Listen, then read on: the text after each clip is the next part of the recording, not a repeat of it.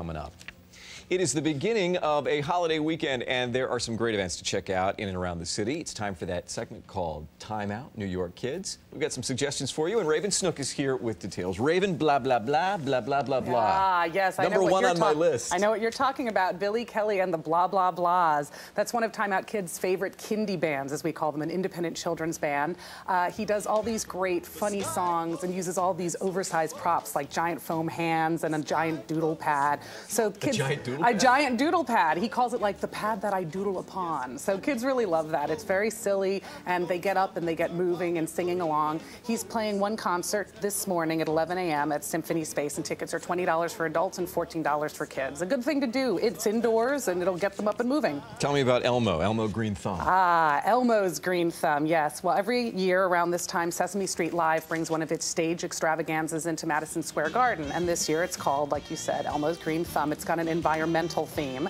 Every preschooler's favorite fuzzy red monster has to find a home for his friend Sunny, who happens to be a sunflower.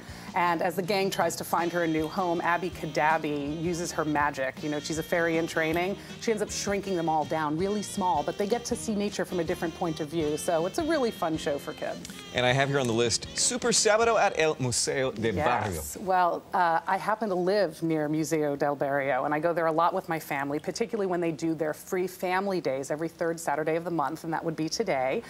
They are always themed, and it's Le Carnaval today, which is going to be really fun. So they're going to do all kinds of activities related to that. There'll be arts and crafts and music, a themed photo booth, and story time, and they're also going to be kid-friendly exhibit tours.